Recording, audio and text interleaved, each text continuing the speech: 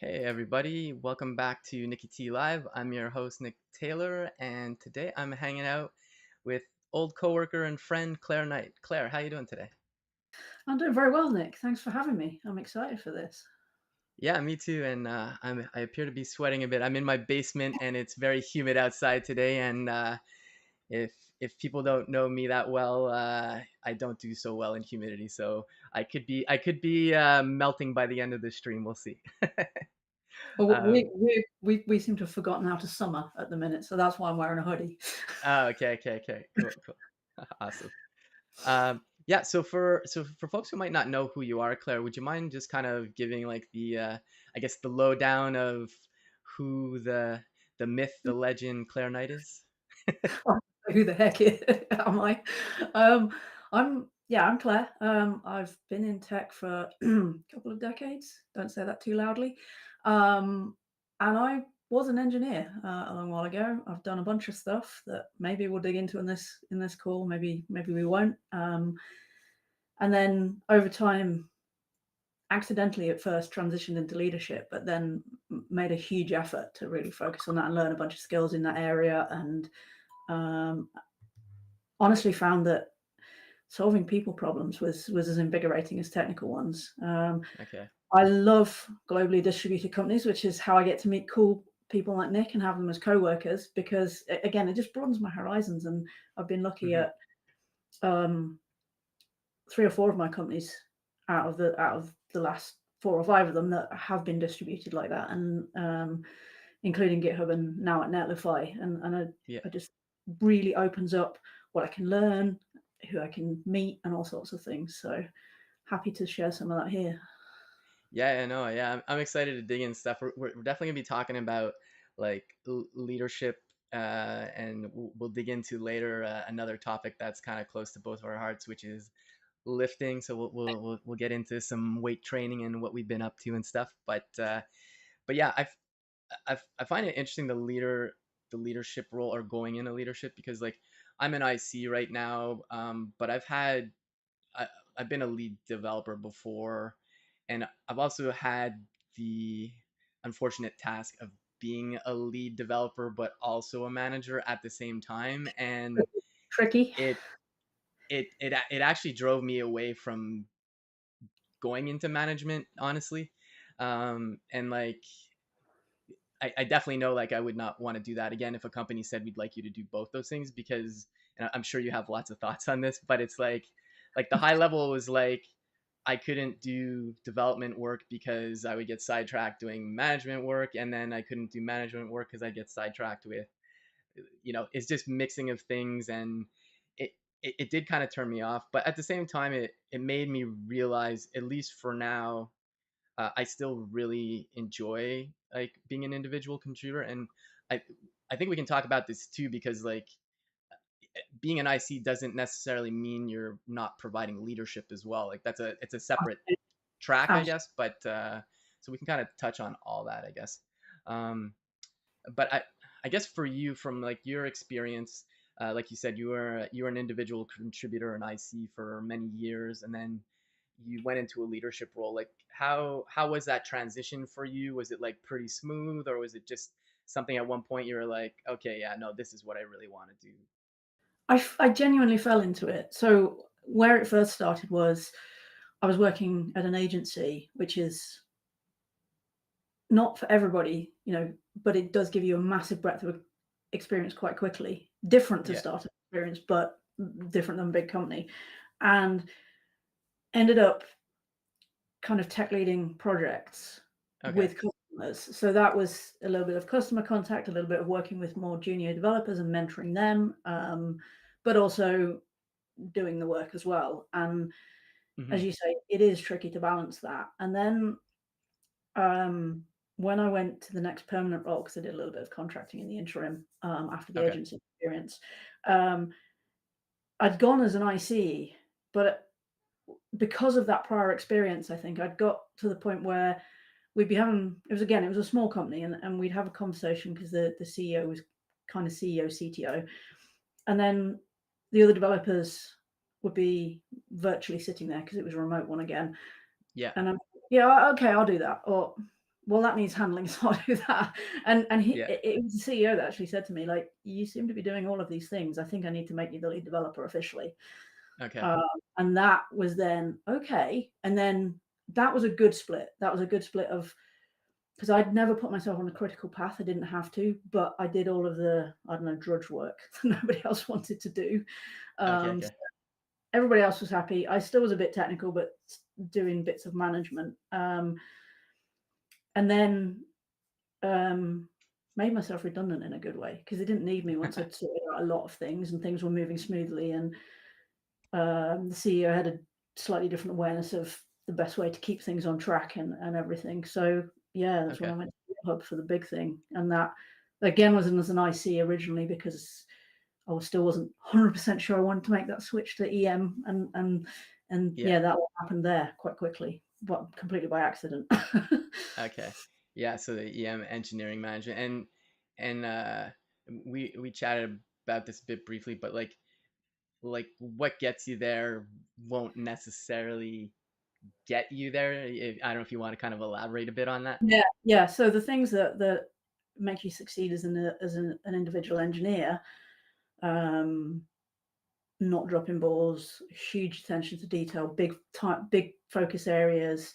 Um, certainly as a leader or a staff or a principal, titles dependent on company, Yeah. you are one of the smarter ones in the room generally. Although it helps to not have that perception and an ego around that. But from a when you those kinds of things are just kind of not important when you get to become a manager. You have a much slower feedback cycle. Success is Okay. if your team and engineers succeed, not if your PR doesn't blow up production. um, you sometimes have to let details go and let your engineers worry about that. Hmm. That is one that I see many people making the transition struggle with.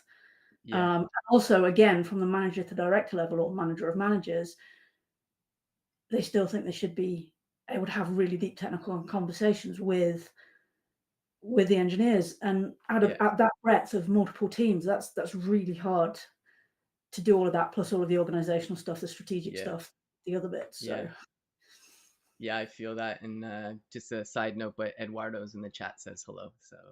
hey, So Eduardo. yeah, got to hang with Eduardo. I think it's a month ago. We were talking about the new Netlify primitives, but yeah, the other thing too about what you were saying, where like if you were like a strong IC in engineering and then you move to management, I've seen it happen where like you were saying they want to be involved in those technical details, and it actually I don't think it's done intentionally, but it comes Oh, across as micromanaging. yeah, You know, it's like, purely, oh, yeah, you know, used to be doing this. I was good at this. yeah, yeah, You're in an uncertain area, and you have to learn a whole bunch of different skills. And I think those that take it with the approach of either before they do it or as they're doing it, learning and trying these things, great. hmm, But other people don't, or they hit a period of stress and something's not going very well, and they lean into what was familiar and comfortable and they knew they were good at. yeah, So it's again a perfectly human reaction, but this is where you want a support network to help guide you, or an understanding yeah, manager to guide you. yeah, totally. And Seth Engelhard's in the chat too, saying hello. So just Oh, yeah, I nice. have a feeling you're gonna get a bunch of hellos and shout outs. Yeah, it's definitely difficult, and I guess like the even if it's not being intentional, this micromanagement, because you're like you were saying, like, oh, I know how to do this. It also, if that doesn't change, it ends up kind of deteriorating the trust between your manager and your team, and Yep. so it's like I don't know, I you were my manager at one point, and I loved how it sounds funny, but you were hands off in a good way. Like, you were very busy. You have all kinds of things to do, but you were more just like, oh, what's going on with the team, kind of, but like not like, oh, well, you should be running some more end to end tests for that, like, because like it just doesn't make sense, and No, in my role at that point, I have to let that go, even yeah, if as a line manager, I come and go, I'm not happy with that test coverage. yeah, If the team is doing the right things and performing, given all of the thousand constraints that are going on, all the pressures on the team, and that's going to be team dependent. Yeah. That's not the right thing for me to come in and do. That's very much a first line manager thing. Hmm. You can go too far the other way where you don't know anything, Yeah. um, and that I suspect at one point in my past would have said, not with hindsight, that I was there, but now I try and keep enough knowledge that I can at least, if I can talk to a customer about what the team's doing, i.e., high level, I'm doing Yeah. okay. But if there's anything super deeply technical, then I'm going to bring in my senior engineers, because why have, and senior being any title of a Hmm. senior above, why have these experts if you don't give them the space to do the thing? Yeah. No, totally. And it's yeah. I'm glad you mentioned that about like you know uh, being like specifically like an engineering manager. I I personally, and I think you would agree, it's like you need to have a technical background, and like even if it's not like as like in tune as it was when you were IC, but like I can think of a parallel. Like my father-in-law was he did a lot of consulting for SNC Lavalin, and he was a electrical engineer, and he said like sometimes they would be put on these projects and people would become managers on them, but they had never been engineers, and so like there was there was such a disconnect, and like even like stuff that like the manager had to help with, like I don't know, costing out things, like or like going cheap on something or whatever, like there was always like problems because like they didn't have that technical background, and again, it doesn't mean you have to be like deep in it, but I definitely think you have to have some kind of prior expertise in that domain, because otherwise it's kind of hard to relate, I think, too, like. I would agree, and this is going to prove unpopular even with some ex co-workers. Uh, Not at my current role, but in the sense that I do think how being an engineer massively helps, because an engineering manager, a good one anyway, I can go to you like, Nick, what's up with the team? And when things are going well, it's great. But when things aren't going well, I have to be able to step in there at that point. Or if yeah. if a bunch of, well, there's this business constraint or this technical constraint, I don't know which way to go, which Hmm. is, then I need to be able to either make that decision or escalate that decision depending on what it is and whether it's reversible and things like that. Yeah. And again, Eduardo, since he's watching, he's a great example of something. He bought me something this week, which obviously I'm not going to share the detail of on the stream. Yeah. Yeah. And if I hadn't been technical, I think I would have had a different response to it, Okay. than if I had been technical, because I'm based on some of the other conversations I've had subsequently. There's like, well, there is a manual process. I'm like, yes, there is a manual process, but and Yeah. I'm looking at it from, a different, slightly different lens. So Yeah. Yeah. Yeah. I got to give a shout out to Eduardo too. I always enjoyed having conversations with him, and uh he's really good at dissecting a problem, and also and just like not just explaining things, but also like being really good at explaining the trade-offs or like the pros and cons. Like I always yeah, definitely valued every conversation I had with him, and he's one of the people that interviewed me, and I even like him and Matt Kane were the ones that interviewed me for the technical part, and I I don't know about you, but I still get stressed out about interviews, oh, I absolutely and get stressed out about but interviews. I really enjoyed that interview with them, and it was a lot of fun, and like I was at ease and stuff, and it basically translated into like the way we kind of had that interview was kind of how we ended up working together too. So just you're gonna get a lot of shout outs too, I guess, Eduardo. So Yeah. Also a tiny plug, because I do really like the way we run an interview process. It's very time boxed. You don't have to go away and do it in your own time, and it yeah. replicates what working's like. It's not a silly, weird leak code puzzle for the sake of proving you're smart. Yeah, exactly. It's like, yeah, just gonna say hi to Fuzzy in the chat there, who used to work on the Astro team. Good to see you, my man. The folks are trickling in, I guess. Yep. Um, yeah, yeah, totally. And this, you kind of alluded to this a bit, but like kind of like setting up your team for success. Like part of that is definitely being hands off when you need to be hands off, and then being hands on, like you said, like when something came up this week. But what other kind of things come to mind when you think about like setting up your team for success? Um, the balance of the team, something that is going to be company stage dependent as well. Hmm. Because I think at sort of seed and possibly even Series A, it's not the best environment for juniors. And I don't say that to be, or early career people, and I don't say that to be to put them off. It's just that the urgency there is to find product market fit and make the company survive. The Hmm. urgency isn't in mentoring and growing people. We just need everybody to contribute. But beyond that, I Yeah. think absolutely we should support different stage of career people. We should be mentoring and growing everybody, whatever stage they're at, um, Yeah. and having space for that. And it's obviously, the economic climate is what it is, and a Yeah. business, any business, whatever your job is, has to succeed as a business. So there's not maybe as open-ended a range of opportunities than there might used to have been at the moment. But Yeah. a good manager will find at least small nuggets to help you grow. Yeah. And that's the biggest thing you can take out of any role right now when people can't be throwing money at you is if you're growing your lifetime career, Hmm. you know, then you're still succeeding and t- setting yourself up for future success. Yeah. And uh, just a note about what we were chatting about before. Seth's also saying, just in terms of like an engineering manager having technical backgrounds, he says the same thing. I value product managers with very technical backgrounds for the same reason. So yeah, it's a Um, good point. in like in Netlify, because it's a technical product, I think it's really important. In other jobs that I've had, I would say the technical awareness of product managers has really helped the relationship with the engineering team. Yeah. Yes, there's different advantages there. Yeah. Um, Yeah.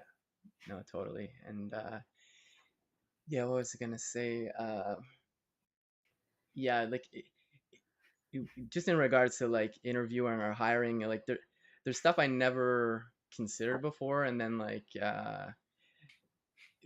because like there's a lot of people like I've spoken to, because like I speak to like early career devs a lot, or like career transitioners in my virtual coffee community, and like sometimes they're like, oh, why didn't I get that role, like they said I did really well and stuff, and there's like it kind of part of that is what you alluded to before, is like, building the right team and stuff, and like it could be like, hey Nick, you were great, but we already have a Nick on the team, and it's not because you weren't good, it's just like right now we don't need two Nicks, or or we don't think you're at the level we need, and in a bigger company, they'd take you on and train you up. But if we hire you now, you yeah, will fail, and that's really demoralizing. And so we shouldn't be hiring people to fail. We should only be hiring people to set them up for success. yeah, no, that's a great point too, and it's I can definitely feel that, because like when I was like early in my career, I remember just trying to, landing my first role. I remember like, okay, I'm gonna learn Java now, and then I'm gonna learn this and this, and like all I really was doing was just like hello world in like about 20 languages, to be honest. But I, We've all in been my, there. yeah, yeah, but in my head for some reason I'm like, oh, I know Java now, and it's like, and even if I had landed some role that would have paid well, and it would have been like requiring more experience, I would have instantly failed. I like, it's easy to see that in hindsight now, but like, and it would have been unnecessary stress, and it would have just been an all around failure. So it's definitely a good point. Because like, I don't know, I think people just, they just want to land that first role, and it's sometimes, I don't know, it's It's really tough. hard landing a first role, to be honest. It's tough, and in this market, nigh on impossible for anybody at the moment to get roles. So, yeah, Yeah, don't take it personally, people, at all. And the other yeah, thing I'd say, actually, if we're throwing out little bits of advice for early career people, is one of the traits that I often see in career changers versus new grads is their willingness to go with the flow. because they've got some Okay. level of life experience, and they're like, and if something comes along and like, oh, I need to learn a new language or I need to pick up a new technology, they're like, oh well, I'll give it a go then. Yeah. And whereas sometimes new grads are like, oh, I wasn't in the textbook, I can't do that. No, no. Yeah, yeah, And yeah. I understand it's scary, but and this is said by a lot of people and misquoted and everything, but it's genuinely true. My biggest periods of growth have been when I've stepped into something that I felt scared me or was uncertain about. Yeah. Um, yeah, No, totally. I feel like that. I I honestly don't know if this expression is still a thing people say, but like baptism by fire has happened to yeah. me so many times. Or sink or swim is And the other one I use. yeah, yeah, yeah, yeah, sink or swim. But like, I totally agree with you. Like my when I got comfortable being uncomfortable, that's that's one of the thing. Like aside from like going into open source, definitely helped my career trajectory too. But just getting uncomfortable and is literally when you grow, like you said. And I've seen that just like help me so much. It's like you're a little nervous at first, like I don't know if I can do this. Then it's just like, okay, just do it. And then all of a sudden, oh, wasn't that bad? Or even if it was, I learned something, or like, and I'm better for it. And it's yeah, it's I think that can be hard for some people, but not like to me now it's like second nature. It's like, okay, well, yeah, I've never used this thing. Let's go take a peek at it, and like so it's something But I also, think you need to build, but you do need to build that kind of muscle for it. But also, I don't think the fear ever completely goes away. I can have it now about certain things, and people, I've said that in a few skip levels, and people just look at me. But yeah, I'm having different types of conversations now than I did 5 years ago with different parts of the business, and sometimes I'm like, you know, yeah, totally, totally, yeah. No, it's no, that's great. And this kind of ties into kind of like setting your team up for success, but like um, you know I think you kind of touched on a bit, but like doing stuff to lift your team up, like what are some things that you do? Like I know there's some things that I appreciated from like the Netlify Slack, like the shout outs channel and stuff, but I'm sure there's more. But yeah, you do need to celebrate accomplishments. Um, I think we're very good as engineers at going, okay, ship that, done that, let's hmm move on.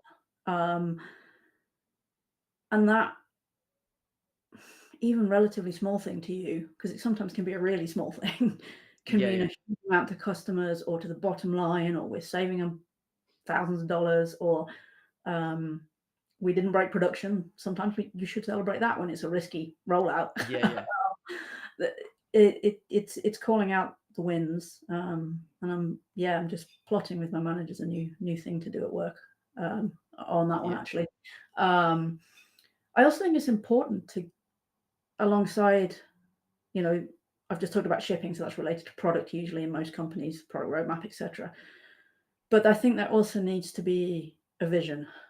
hmm Um, some companies do this better than others, but I think if you've got a belief in the vision and you know where you're headed longer term rather than just this week, this month, or this quarter, you yeah, can really get behind ideas, and you can um, see what you're doing is contributing longer term.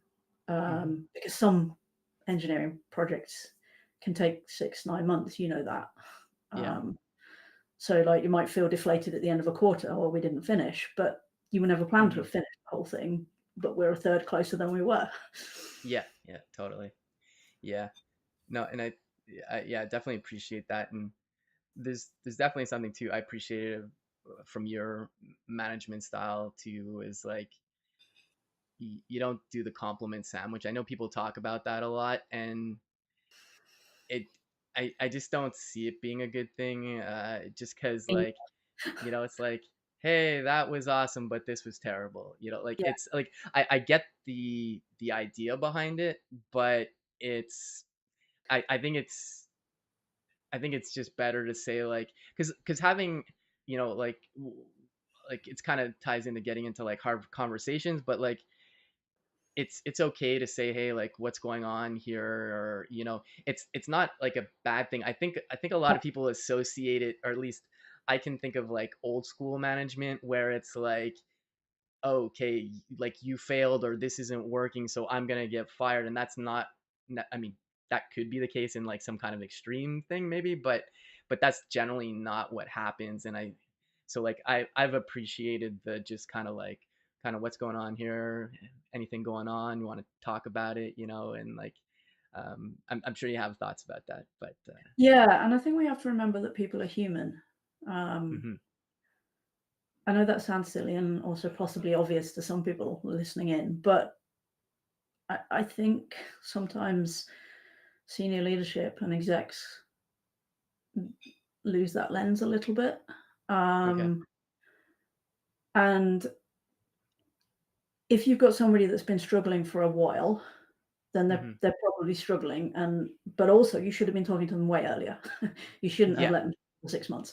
Um, but if somebody has been doing a bunch of great stuff and then suddenly drop off the face of the earth almost hmm, in terms of interaction, Slack or cameras off, and there were always cameras on. There's a lot of virtual signals, yeah, much like I guess demeanors and body language if you're in the office, hmm, that sort of give out signals, and just sometimes people are going through some stuff and they don't want to tell you, but other times they do want to tell you and they don't know how to bring it up, and yeah, other times they're just like, "Oh, I'm just having a really bad moment," yeah, and you can talk through with them and then work out how to help them and what the best route forward is. And that can be a lot of different things. And it isn't yeah. just as the old management style of pull your socks up, get yourself together.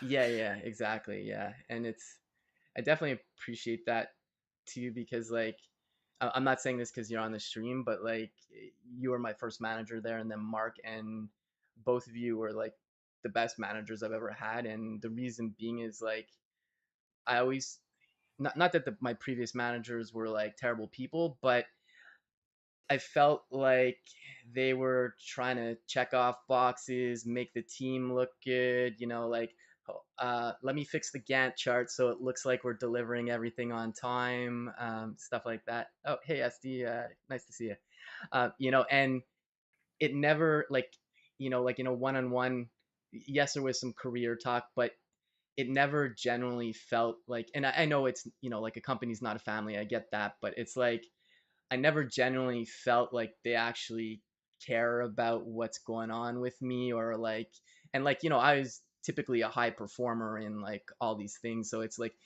and I just found it refreshing, like, oh, like, well, one, I actually like hanging out with you and Mark too. That helps too. But like, it was just a different contrast for me. And like, maybe other people have had like amazing managers for a long time, but like, to me, it was like something huge I noticed, and it was just helpful to me. And like, and getting back to like the human aspect of things, like I had to have some like serious surgery when I started at You Netlify, and I did. tried to get it scheduled like before I started work, and I can't tell you how stressed out I was to talk to you about this. And this was via email before we had even started working together. I'd And forgotten this, but yeah, you've just yeah, yeah, reminded. but like, I was so stressed out because like basically I had to have this surgery, and the only date they could give me was literally the week after I started at Netlify. And I'm like, oh my god, like, and then I dropped you an email. Like, it took me a long time to write the email, and then I don't know how long you took to write your email back, but you're like, it was something along the lines of like, don't worry about it, life happens, and like, for me personally, like, that set like my tone of like working with you and just like making work enjoyable. So just wanted to mention that. So Well, uh, thanks. But yeah, to your point, that I think one good thing that's happened over the last decade is that people are taking management as a career seriously. As much as we now have the individual contributor seniority track, people realize that if you go into the management one, you need to succeed at being a manager. And I think that's better for everybody involved, for sure.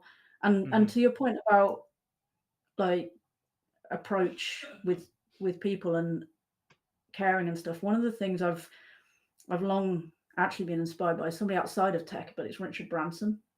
Okay. Um, everybody You know, that you somebody can point to something not great he's done because you can do that with every rich person in the world. But Yeah, yeah, one of the philosophies he's always had is that if your team are happy, um, like the people you employ, then they will yeah, do the good work.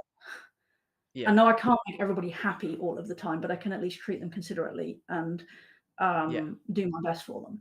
Um, and that's where I yeah, kind of totally. learned that philosophy. Yeah, it's no, it's a good philosophy, and yeah, I can definitely say like obviously getting paid well or like interesting work is definitely nice to have for sure. But like to me, it's always been like I've just been fortunate enough to work with people I actually want to hang out with, and obviously like still want to get paid well and stuff too, but like it is a game changer. Like I enjoy chat, like even if though it's virtual. Like I'm over at Open Sauce now. Same thing when I was in Netlify. Like we had an offsite, and it's just good to meet people face to face and hang out. We had like a pseudo stand up in the ocean when I at the Netlify offsite because our whole team was there, so we were just floating in the ocean pretending like we were I doing remember a Mark stand telling up. me about that actually. And it is a silly thing, obviously, but it was just fun, and it was just you know, because But like if those good memories and it's yeah, part you spend a bunch of time at work, it shouldn't be a hateful place to be. yeah, exactly, and it's like, and it's we haven't really touched so much on remote work. Like I'm a big fan of remote work as well. Like if I can, I'm going to work remotely the rest of my career. Um, you know, but there's that human aspect that can be missing sometimes. But that's like why you have the offsites or like Big believer other. in offsites for that reason. Yeah, And that's where I think remote has got a bad name because of the pandemic, because of course we couldn't meet up with people even in the same country or even the same yeah, town for a while. yeah, totally.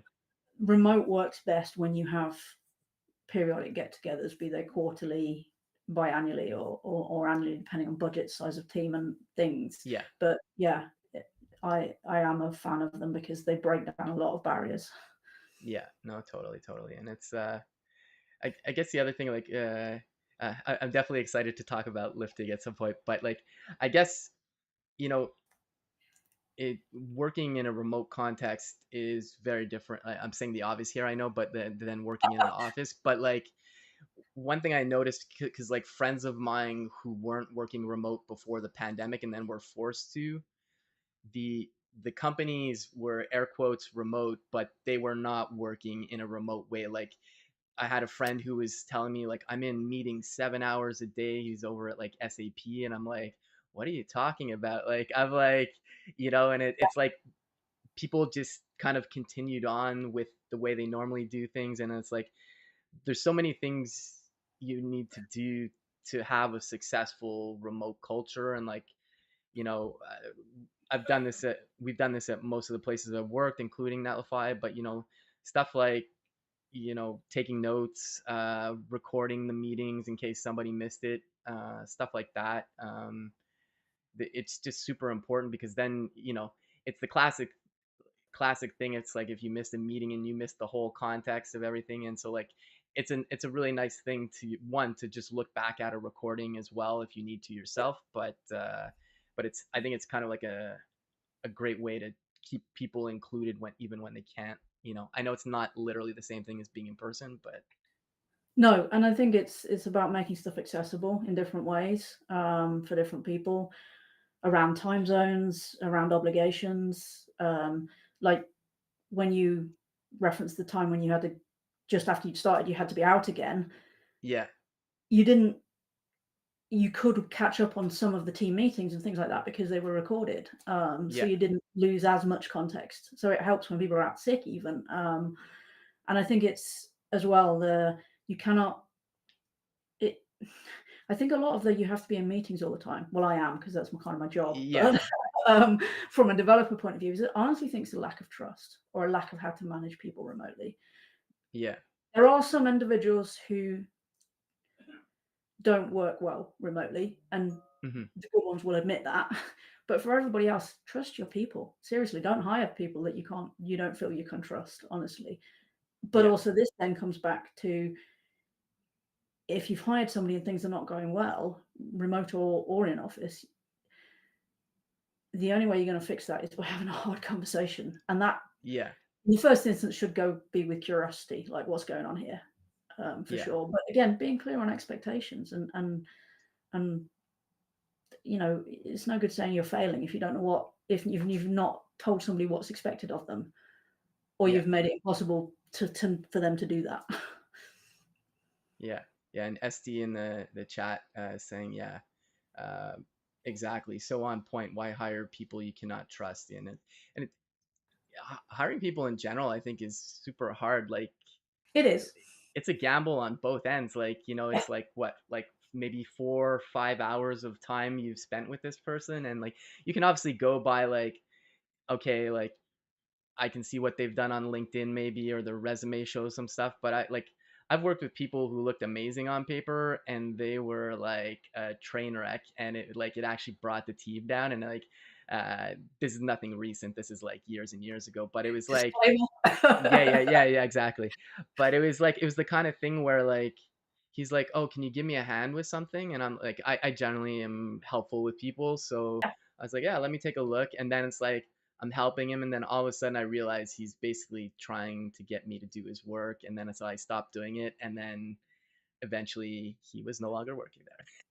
I've So had to manage a situation like that. It's not fun for anybody involved. So, yeah, um, although although at least in one of those situations I've had like that, they were not an obvious genius on paper. okay, But, okay, yeah, yeah. yeah. But it's hard. But it's like I don't know, like I definitely don't want to get into the whole discourse about interviewing because like that's a whole can of worms and like it's all over the map. But like regardless of what you do, I think it's hard. I think it's still hard to hire somebody like the process itself.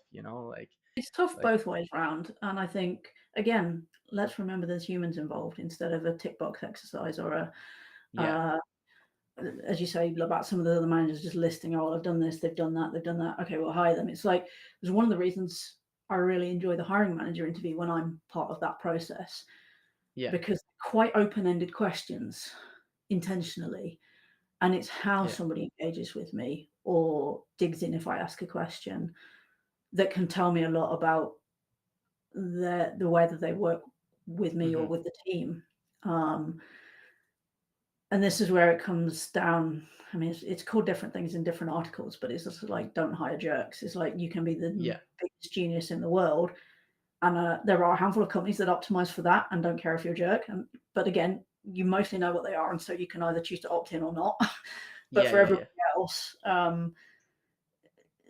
temper your skills with your technical skills with being a good human as well. yeah, for sure. And I think it'll just benefit you, to be honest. Like like being kind to somebody or helpful. Like I I always tell people, and like this is for like a lot of things.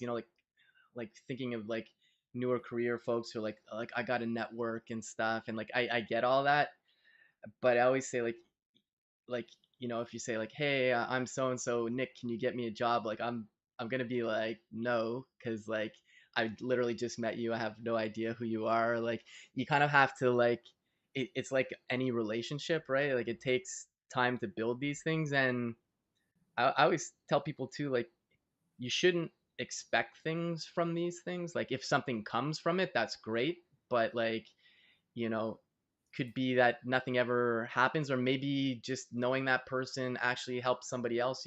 But it's like it doesn't necessarily.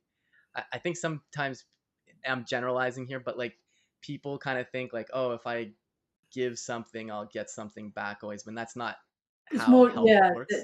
expecting the transactionality of it. Yeah, exactly, that's a Yeah, better way to phrase it. Yeah. and I think in terms of certainly there's kind of two things I want to address there. The first of which is actually for early career engineers, one of a good way to network is actually to go join a big company.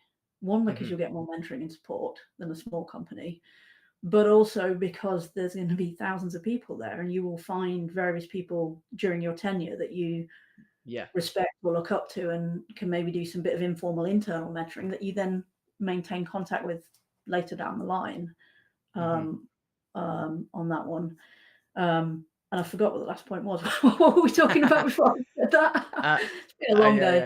yeah. I lost the thread too. But it's true too. Like it's kind of funny. Like some people like I don't know. Rugby's like been a big part of my life. So like I had a few jobs through rugby and stuff. But like I'll have people like I worked with like years ago. Like I had lunch with somebody who I worked with like 17 years ago the other day, and he was just like wanted to catch up because he saw I had done some stuff like because I live streamed, so he just happened to see me on LinkedIn or something, and he wanted to catch up, and it was really just like, hey, do you want to come work where I'm at? And like I said, like no, I'm happy where I'm at and stuff, but like it was just I didn't expect anything. We connected years ago and we were coworkers for a little bit, but it's like these things just come back, and this kind of ties into like you you probably never really want to burn bridges with anybody, and I guess unless it's maybe like the devil, perhaps. I guess I don't know, but There's probably one person in my career that I might have blocked. But yeah, I totally get that, and that's actually the point around the non-transactional nature is that oh yeah, yeah, um, one of the things that my network has helped with recently is helping other people find roles. hmm I know a few people that have been looking, so I've been um, kind of acting as a go-between. So yeah, and the other way around is that I'm connected with a few recruiters who I'm never gonna, in my current role, be able to hire them as recruiters for the company because that's not how the company works.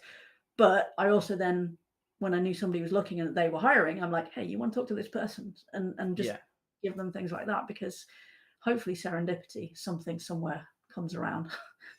yeah, totally. And this kind of ties into like vouching for people like Mhm. I would never vouch for somebody that like I just met or like can you refer me. I'm like I can mention that I mentioned the job posting to you, but I'm not going to say like so and so's good people because like I really don't know the person. And uh if Fuzzy is saying, oh, sorry, there's a chat going on in the chat. Sorry. Okay, cool.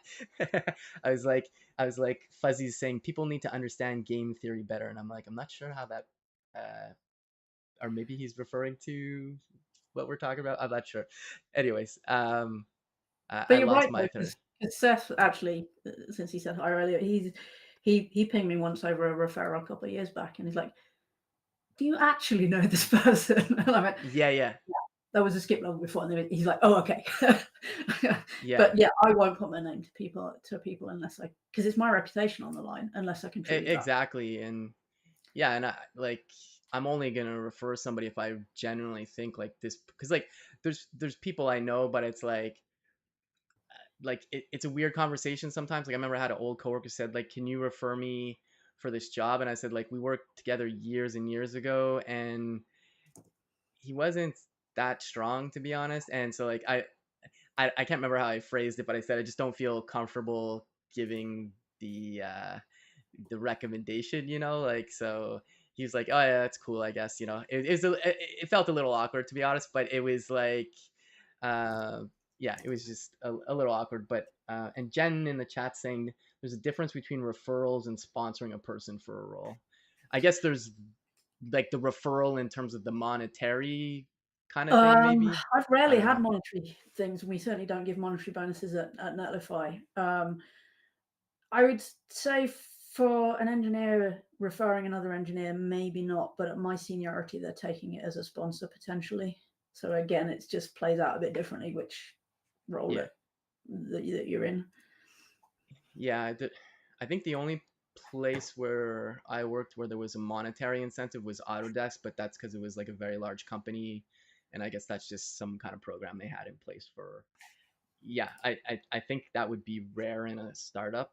Probably, I could be wrong, but I know of one in a handful that do it, pay the oh, okay, referrals, but yeah. yeah, but yeah, like it's like I can definitely say there's like very few people where I would say like you 100% need this person. Like, if somebody said they needed a manager, I would instantly, if like you or Mark were like, I'd be like 100% like do that. Like I have no problem saying that because I 100% believe it. And there's like a few engineers like that as well where I would 100% say, but then the rest, it's kind of like, and this, it's just, they're just at a different level, like depending on what the person's looking for, like, you know, because this kind of ties into the leadership conversation a bit too, but like even as an IC, like you do have to take on that leadership role sometimes, and sometimes it's like just can you go get that done, and you don't. I don't want you coming to me. It's not because you're being mean or anything. It's just like, Nick, I need you to get this done. um I trust in your abilities. Go for it. Speak to whoever you need to if you have to, but like, don't do this back and forth of like, well, what's this you want and this and that, like sometimes it's just, It's not about mercenary, but get it done kind of thing. it's a get it done, but it's also you tend to do that with people you have good confidence that they can do it, and maybe they lack the confidence. You need to give them that confidence. And the other thing is to try and also reassure them that you have their back. Like if this goes flat in its face, it's my fault because I gave you that Hmm. opportunity. It's not your fault. Yeah, yeah, that's definitely another good point. um but yeah, it's, and I know like right now, like we're in a small company over at open source, so there's a lot of stuff, we're moving fast, and there's just, you know like B Dougie just trust that, like, okay, just, yeah, go do that, or have a few chats, but like I trust you're just gonna get it done, like he doesn't need to. It kind of ties into micromanaging a bit too, but like It it's does. it's It does. It's coming back to that again. yeah. Yeah. As long as you set the guardrails right, the goal should be to give both individuals and teams autonomies. But it's important that somebody sets those guardrails correctly if you want everybody pulling in the same direction. That's when Yeah, totally. when you have truly bottoms up with no guardrails, everything just goes in various directions. Yeah, yeah. No, totally, totally. And what's SD saying in the chat? It happens sometimes too. The person can do it, but they lack the confidence. So yeah, that I could understand, and that could be sometimes that's where like m- maybe it's somebody a little less senior, where like maybe that's a good time where you pair them with somebody and then just say go do it perhaps, or Or even again, it's just having a conversation with them. Different sort of tough conversation, but it's like, look, I've got every faith that you can do this. yeah, I'm going to be here if you need me. However, I think you can. And then another way of then approaching that is that if they go off and start doing it and then they come back to you, and is to instead of answer their questions, coach them. yeah, What would you do at this point? yeah, Um, okay, and often they've got it. I mean, I've done that with both engineers and with managers yeah. over different scenarios, and most of the time, these people have got it. I just need to show them that they've got it. Yeah, and Esty made a good point, because I kind of said potentially somebody with less experience, but she said even somebody senior who might just lack the confidence. So having that pep talk. So thanks for Yeah, mentioning that, Esty. yeah, definitely. Uh, Because there's definitely yeah, certainly people that are really skilled and don't realize it. yeah, yeah, totally, totally. Yeah. Cool, cool. I don't know if you want to hit any other topics or points there, but I'm kind of itching to talk about lifting. Let's go there. Let's go Cool, cool. there. So so I call we call the stream leadership and lifting, a bit of play on words, because like lifting up your team too, but also literally lifting heavy things. So um I know training is a big part of your life. It's been a big part of my life too. So kind of curious, I guess, how'd you get into it, and like kind of what are you up to these days? Because like I know on Instagram, like I was mentioning before, it's like I'll like your posts or your reels when you have like you do your PRs and stuff. But yeah, just curious how you got into that whole scene. Like most things in life, I fell into it, but again, it's one of those, if you don't try it, you don't work it out. Yeah. I originally I wasn't really into sports as a kid because I hated all of the things that British schools made girls do. Okay. Basically, I wanted to play football, and it was before women's football was a big thing. Okay. I'm Yeah. that old. Um, so I ended up like not really doing it and not being super active apart from a football in the garden, much to my mother's displeasure with her plants. Okay. Um, um, but then as I got older, I did a bit more. I played at uni and then did a bit of gym work and stuff like that. And Okay. like you start your adult life and you like going out eating and drinking. You've got a bit of money finally, and I started to get a bit more unhealthy. And then there was a particular situation, a personal situation, where my husband was seriously ill, and I just fell off the rails, health and Okay. diet, everything wise at that point. And so after that, I'm like, I need to fix this, but I want to find something I enjoy doing. Yeah. So I'd always wanted to have a go at like boxing and kettlebell type related circuit stuff, and I found a Okay. class and really got into that for a few years and did a bunch of kettlebell lifting for a while. But then I got bored of that, and that sounds silly, but all of the training for the lift that I did was the lift that I did mostly, Okay. and I'm just like, but I never get to play with other stuff. And I couldn't handle the process almost. It was like the process was boring. So then, um, about I was meddling with it pre-pandemic, where I started doing a bit of powerlifting stuff, bit of barbell work.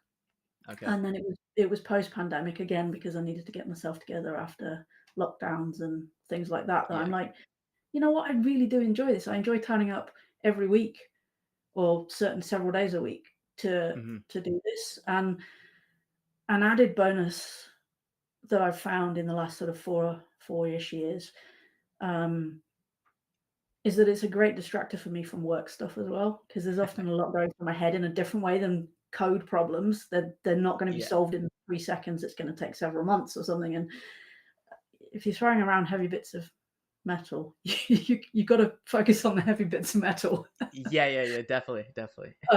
So that's kinda how I got into it, and I've had a coach now for the last 2.5 years, so, like, taking it seriously in that sense, but also outsourcing the thinking. I spend all my work life Okay. thinking, so now somebody else does my programming and thinks about what I have to lift when I have to lift it. Okay. Yeah. So, SD in the chat is saying I can relate to something Claire said, sending heart emojis. So I okay, don't. I'm guessing she's just being vague on purpose, but something you said resonated with her. So thanks for sharing, good. SD. I'm glad. Um, Um, yeah, it's. I hear you about the like.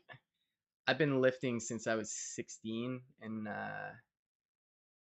I joined a YMCA in like I think it was grade. I think it was summer of grade 8, and just just started doing stuff like I mean I'd done sports before, but like for context, I was like a very chubby kid, and then one summer I just grew like a foot, and then I stretched out a bit, and then I I don't remember why I got into it, but just started lifting, and then it it did help with sports and stuff, and I don't know, I just enjoyed doing it, and like in relation to work, it's like I work out of my garage now because like when the pandemic hit, I just basically built out a garage gym. But it's like I don't know how to explain it, but it's like my head just clears, and I focus on what you're lifting. Obviously, you don't want to be dropping heavy things on you, but it's it's not only just like a physical pressure when you're doing these things. Like obviously it's strenuous and stuff, but it's that strain on your body that just clears my head, and it's like I'll like and there's been days where it's like I'll go like and I always regret it when I don't do it. It's like, oh, I'm tired or I wait too long, and and then I won't sleep well because like I'm too restless now or something. So like I always regret it when I don't do it, but when I do it, even if I'm tired, I always feel like I've never felt terrible after a workout, aside from being like just physically drained, but in a good way. And yeah, it's there's definitely a good drained versus a bad drained, and yeah, yeah, you I'm know, not sure everybody gets that, but for me, I know yeah. exactly what you mean.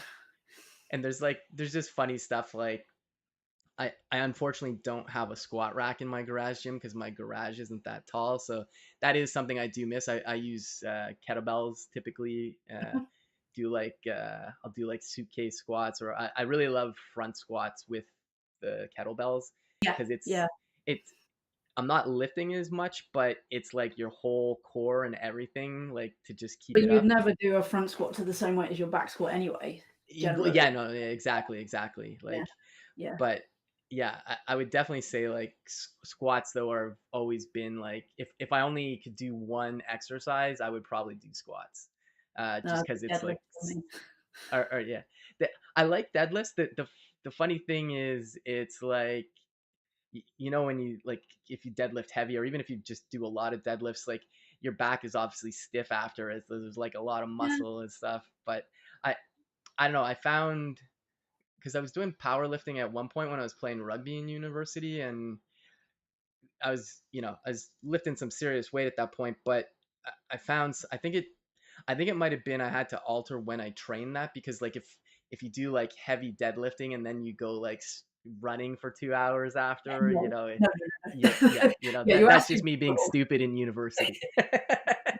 yeah, but you can like you all you this is the sort of thing you can do at uni because your body's young enough to just about get by. But yeah, not anymore. Not anymore. Yeah, fuzzy in the chat saying, "I have the feeling of not being able to move my body for a day afterwards is akin to the fear I have of the cursed hangover." Well, think of it potentially like being stuck on a couch, hungover, minus the headache, and just you're Yeah, I was gonna say relaxed. my head never feels that bad after a bad well, Yeah, a yeah, no, strenuous lifting session. yeah. If anything, yeah, yeah, I always feel better, and it just it just puts me in a better mood too. Like, I mean, I don't know. It's like there's honestly not that many negatives. I mean, there's injuries which have happened over the years. That's definitely something that it's rough sometimes. Like, I don't know if you've had a couple bad injuries or not, or I yeah, don't tear your rhomboid muscle, which is when you do oh, scapular retractions. That was a ouch. kettlebell injury, but that took forever to come back from, and it's a tiny little annoying muscle, it turns out. And it Yeah. really impacts your ability to drive a manual car, it turns out. Okay. Yeah. Yeah. The shifting. Yeah. Yeah. Totally. But yeah, I think as well it's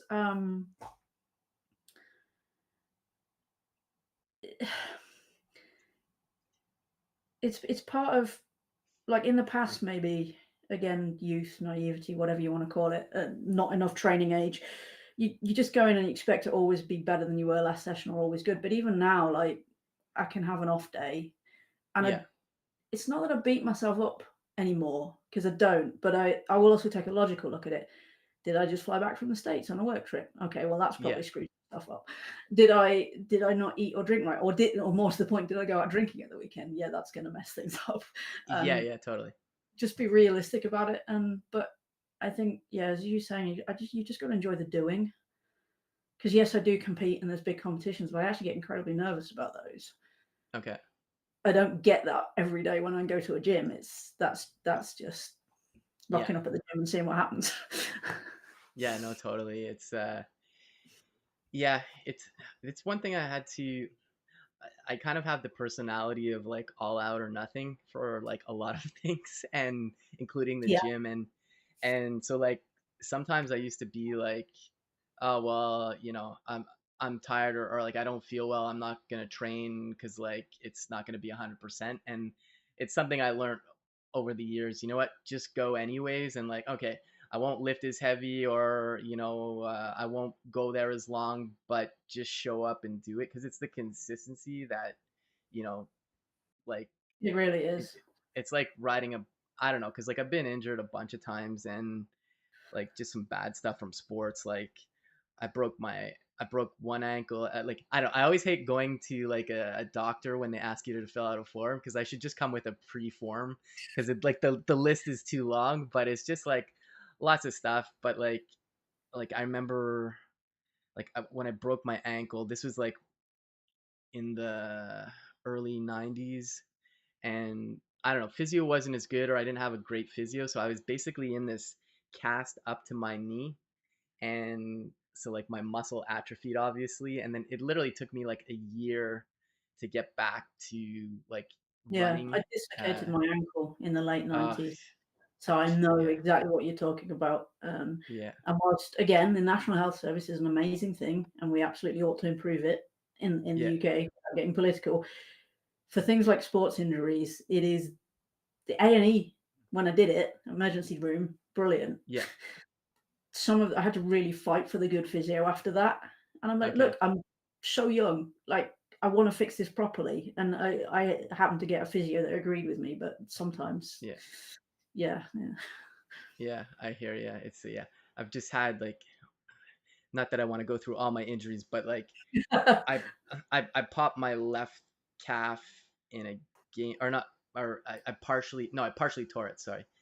And Oof. it swelled up to like literally twice the size of my other calf. And but basically the physio, they didn't end up doing a good job. And so like my left calf is slightly smaller now because there's like a chunk of it which is scar tissue that just never got taken care of. And like when I go to physio and stuff, like I get them to work on it sometimes, but it's just like stuff like that, that's unfortunate. But I think, I'm not sure we're selling the benefits of yeah, exercise. yeah, yeah, yeah, yeah, yeah, no, exactly. This is and this one time I broke this thing, and like uh but but I think, like, I guess the point I was trying to get to is like it's actually made me, because like I've had to rebuild my body several times now, like after like some serious body trauma. And it's like your body remembers, which is the kind of like your body's like a, not to sound all hippity dippity, but like it your body's a cool thing, like seriously, like like the fact that I can just rebuild myself. And like, it takes work obviously, but it's like it's amazing how like your body remembers. It's like I'm really glad I started training when I did, because like I'm seeing the benefits now. Like I'm getting a little long in the tooth as well now. And I've definitely seen the benefits, like regardless of the injuries, like from a health perspective. Like it's like, I don't know, I got a checkup a while ago, and they're like your bone density, because like your bone density goes down as you get older, and they're like your bone density is really good, and that's literally from weight training. So Yeah, and that's a, hope, a really big thing for women. yeah, totally, yeah. And it's like, and I don't know, it's just there's, I don't know, I'll give the disclaimer, I am definitely not a health professional or personal trainer, but it's like there's so many just good benefits to doing it if you can. It's like it doesn't mean you have to become like Arnold Schwarzenegger or anything. It's just like even lifting whatever you lift, it's definitely Yeah, better than nothing for sure. you don't have to do powerlifting. You do the big Yeah, lifts. You can just do something. It's just about putting some kind of pressure on the muscles and bones. yeah. And Fuzzy, who's from the UK, I believe, he says clap for the NHS. And Yes, and rainbows for the S, NHS. yeah, yeah.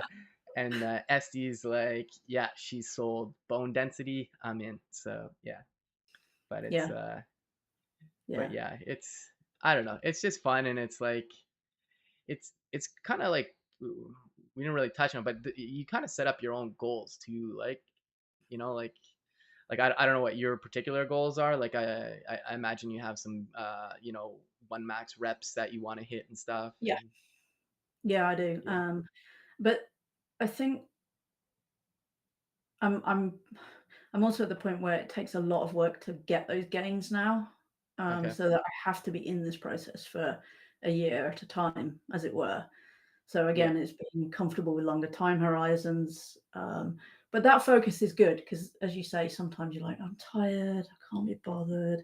And then you're like, yeah. my coach is going to check off whether I've done this session or not. And also when I go, I feel better for it. And often I, get a randomly pleasing lift out of it or something moves easier than I thought it would be. And Yeah, um, I think also for me, I like peaking towards strength goals. It could just be, oh, like lift 3 times a week for a whole year or whatever it is. And that wouldn't keep me as motivated as like wanting to get a personal best lift. yeah, But that's yeah, personal. That's just how my brain works, I think.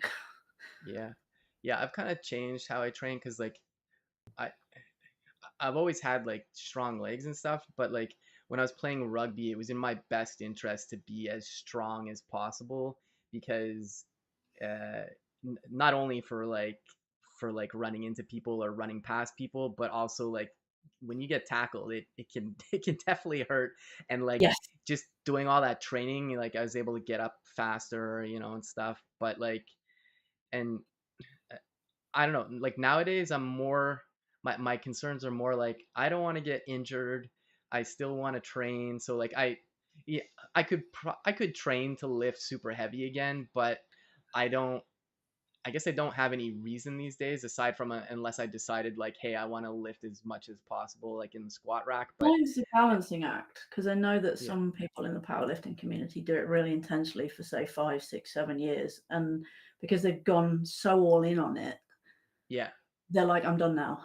My body can't take any more." Whereas mine's a combination of doing it right, so that I've hmm got longevity, but also building the strength up with that. Because the coach that I've got now, we've kind of pulled apart my technique okay, over the last 8 months and rebuilt it because I am biologically, even though I'd rather not be, short and stocky. So we tweaked my technique to maximize that.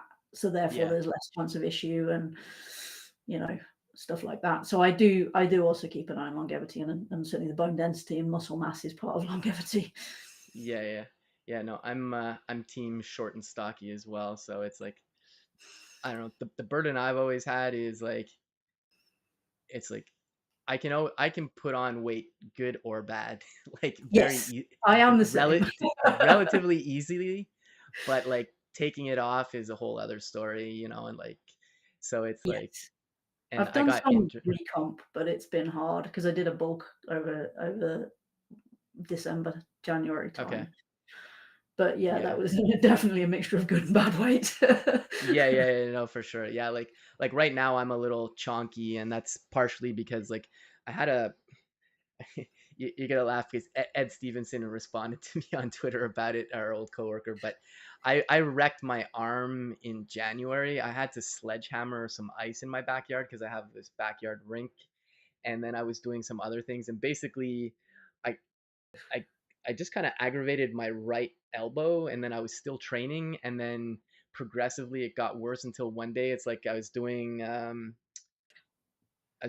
planks on my elbows, and it just kind of flared up, Ooh, and then turns out I ended up having some kind of tennis elbow that way, and it's like it's still a little sore now. Like this is since January, but like I've done all kinds of physio. Like acupuncture has actually been really good for it, but like because I hurt that, like I wasn't doing stuff for my legs really. Like I could have done some stuff, sure, but I just kind of got out of whack, and then so put on a few pounds. So I'm kind of in my reconstruction phase again. So yeah, I get it. I yeah, I guess that's another reason for competing for me because I have to hit certain weight criteria because of the categories in which I qualified. So I keeps you yeah, in yeah, check a bit. yeah. No, totally. Cool. Well, I know we still got a bit of time, but I know you got some meetings today. I don't know if there's anything else you wanted to kind of touch on, but this is like I love the contrast of the two different kinds of conversations, They're to be very honest. different, aren't they? Yeah. Very different. But I know I can't speak for the lifting conversations we've been having, but I know a lot of people got value out of what we were talking about with leadership and stuff. Hopefully, well, SD is a big fan of bone density now, so I guess maybe we have a convert. Yeah, Um, way to but go. yeah, cool, Um, awesome. yeah, I think the leadership one's interesting as well because something I didn't mention, if we have a few minutes, that I think Oh is yeah, worth yeah, we got time. worth sharing is leadership is not the same as management, believe it or not. And I'm not going to spout this. Leaders can come from anywhere. Whilst they can, and I do agree with that, I don't think that's Hmm. helpful advice for people. Okay. Um, I think like management literally can be that check by exercise. I don't think it's good management, but it is management. Yeah. um, leadership is being there with your team or pulling with them Hmm. or diving in there and lifting them up when they need lifting up. And obviously, there's a certain people management aspect of that that comes with that track of leadership, but that can also be done by senior engineers. And there's even expectations in many career ladders at staff and principal level that you do some of those things Hmm. anyway. Um, so hopefully that people can get some motivation if that's what they want, that they don't have to become a manager either. Not that I'm putting Yeah. people off it, but don't feel that the only way that you can ever lead is from a people manager role. I think to be Yeah. to succeed at people management, you have to really change your mindset and be willing to solve people things. And people are Yeah. messy and annoying and not logical. Yeah. um, Yeah. and code is very logical. But there's definitely, I think, in most companies now across all of tech, two good career paths there. And Yeah. I'd encourage No, you to totally. find the one that works best for you.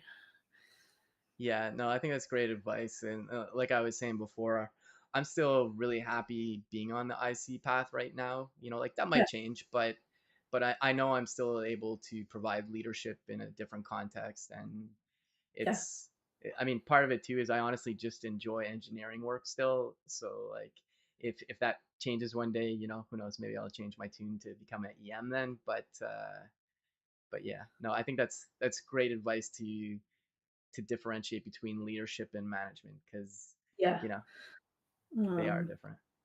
yeah. Yeah, Um, and you can be a great manager and not necessarily influential at leadership. In fact, a good yeah, first line manager only needs to worry about their team. It's as you go to different levels of seniority that you need different types of influence and persuasion and yeah, strategy, totally. whatever other aspects of leadership come into play.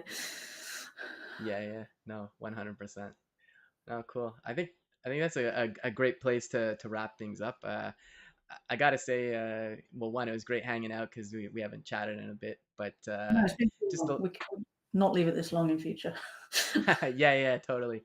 But yeah, no, I think this is really great, and yeah, Monaco, sorry, ST is saying, yeah, it's so true. Thanks. Management and leadership are different. So good to hear it. And yeah, and I can see how it can be kind of misinterpreted sometimes. So it's Yeah, yeah, for sure. cool, awesome, cool. Well, I guess we'll wrap it up here.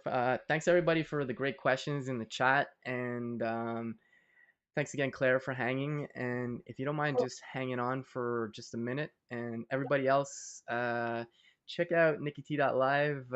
It's escaping me right now, but I think there's two more guests this week, or definitely one more. But check out the schedule, and we'll see you in the next one. And yeah, take care, everybody.